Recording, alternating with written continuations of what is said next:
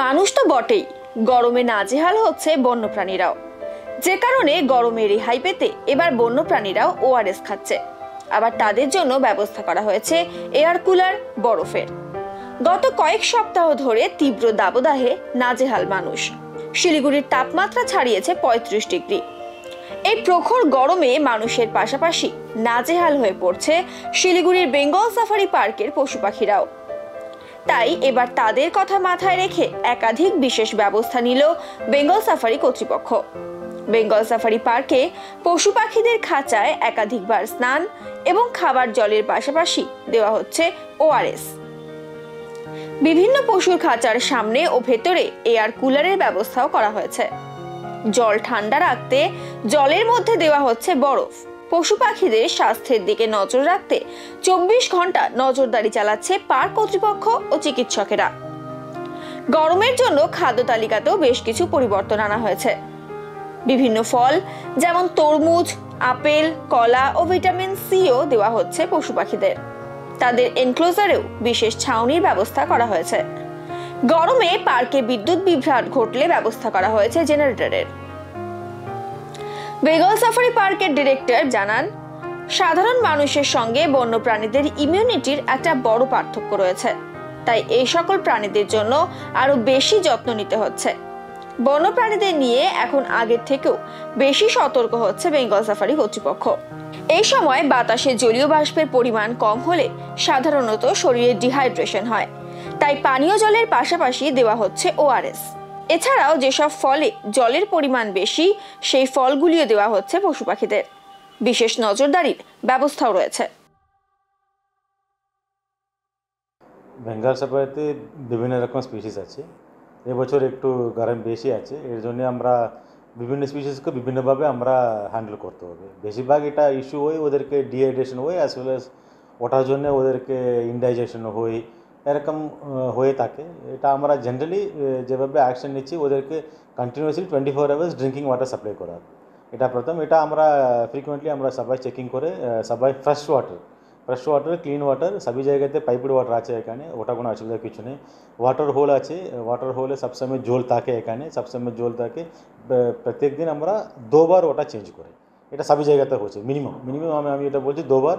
যদি এটা বিয়ার থাকলে আর টাইগার থাকলে এটা আমরা বেশি করে লাইনকে 2 বার করে। এরকম ড্রাই ল্যান্ড স্পিসিস আছে, কিছু কিছু আমাদের ডিয়ার্স আছে, ওদেরকে 2 বার চেঞ্জ করলে হবে। বাকিদেরকে আমরা যতটুকু দরকার অতটুকু আমরা চেঞ্জ করে দিচ্ছি। এটা জলের কাবার জল। এটা আর একটা জিনিস আছে, আমরা একটা স্প্রিংকলার আছে এখানে। স্প্রিংকলার সিস্টেম কী করে, ওটা ভিতরে জল যাচ্ছে কিন্তু বাইরে এনভায়রনমেন্ট একটু মাইস থাকতে হবে। কারণ এই সময় তো বাইরে এনভায়রনমেন্ট একটু মাইস থাকলে ওদেরকে একটু কুল লাগে। এই জন্য আমরা স্প্রিংকলার রেখেছি অনেকটা জায়গাতে, সবই শেল্টারে সবই জায়গাতে আপনি দেখতে পারবেন স্প্রিংকলার আছে। স্প্রিংকলার মাঝে মাঝে এখানে কাজ করে, ওটার জন্য ওদেরকে একটু ঠান্ডা পায় ওরা। এটা এর সাথে আমরা অন্য কোনো কাজ করছি যেটা ইনডাইজেশন প্রবলেম হবে, ওই জন্য আমরা খাবারকে একটু ডিলে করব। যখন রাত হয়ে থাকে তখন আমরা খাবার দেবো, যেহেতু ওনার বাড়ি টেম্পারেচার বেড়ে যাবে, দিনে দিলে ডাইজেশন কা ইস্যু হয়, এই জন্য আমরা ওটা বেড়ে যায়। আর আমরা শেড ক্রিয়েট করি, অনেকটা শেড ক্রিয়েট করছি। শেড মানে আমরা এখানে তো বেশিরভাগ ন্যাচারাল মেটেরিয়াল ইউজ করতে হবে, ব্যাম্বু তাচ দিয়ে। সো ওদেরকে প্রত্যেক এনক্লোজারে আমরা শেড ক্রিয়েট করে at least 2/3 of the area is covered by shed, minimum 1/3। পাখিদেরকে আমরা মিনিমাম 1/3 এরিয়া আমরা শেড করে রেখে, যেহেতু ওরা দিনের বেলা গিয়ে ও শেডে থাকতে পারবে ওরা। এর বাইরে আমরা এখন অবধি আমরা শুরু করিনি। আমরা একটু টেম্পারেচার বেড়ে গেলে আমরা একটু শুরু করব, আইস কিউবস দেবো ওদেরকে। এটা ঠান্ডার জন্যে নেই, ওটা খেলার জন্যে। এই সামারে পাখি মানে অ্যানিমালসরা একটু এটা পছন্দ করে, আইস কিউবস দিলে ওরা একটু খেলতে থাকে। সো এরকম বিভিন্ন রকম অ্যাকশনস আমরা নিচ্ছি। মনে হচ্ছে ওরা এখন অবধি আমাদের যেটা অবজার্ভ করেছি কোনো বিহেভিয়ারাল চেঞ্জ নেই, কোনো ডাইজেশন আর ফুড প্যাটার্ন কোনো চেঞ্জ নেই সবই অ্যানিমালকেও। তো সবাই এখন অবধি ঠিকই চলছে। এখন খাবার সময় তো ওরা তো বিভিন্ন রকম খাবার খায় না।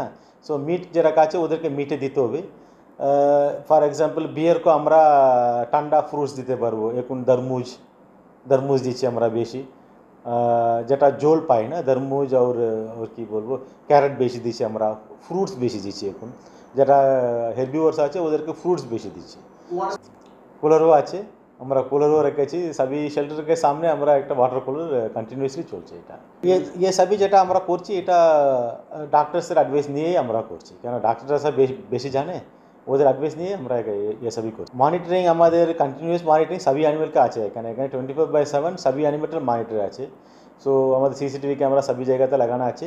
সো যখন দরকার পড়ে আমরা ওখানে গিয়ে মনিটর করতে পারবো। আর অ্যানিমেল অ্যাটেন্ডার্সরা সাথেই থাকে, সো ওরা সিসিটিভি মাধ্যমে মনিটর করছে। ওরা জেনারেলি সাম্বারের ক্ষেত্রে কোনো রেস্ট্রিকশন নেই। যারা ভিজিটার আছে ওদের ক্ষেত্রে অনেকটা ওয়াটার পয়েন্ট আছে এখানে, আপনি যেতে পারবেন। ফ্রি ওয়াটার পয়েন্টও আছে আর পেইড ওয়াটার পয়েন্টও আছে এখানে। 5-6টা দোকানও আছে যেখানে ওয়াটার পায়। সো ওয়াটারের অসুবিধা ওদেরকে হয়নি। আর জেনারেলি আমরা এনি জুতে আমরা একটা ডিস্টেন্স রাখি ভিজিটার্স আর অ্যানিমালসকে, মিনিমাম ডিস্টেন্স আমরা রাখে, উইচ ইজ অফ 6 ফুট আর 8 ফুট, সেরকম আমরা একটা মিনিমাম ডিস্টেন্স রাখে, যেহেতু ওরা রিচ করতে না পারবে। এটা শুধু অ্যানিমালের জন্য নেই, এটা ভিজিটার্স জন্য বা এটা সেফটির জন্য আছে। অ্যানিমালকে ওরা ফিড করে, but visitor safety is also important. So ওদেরকেও কেন অ্যানিমালস এখানে আছে ওর পুরা ওয়াইল্ড অ্যানিমাল, এরা কীভাবে বিহেভ করবে আমরা জানি না, এই জন্য ও গ্যাপ সবসময় আমরা রাখি।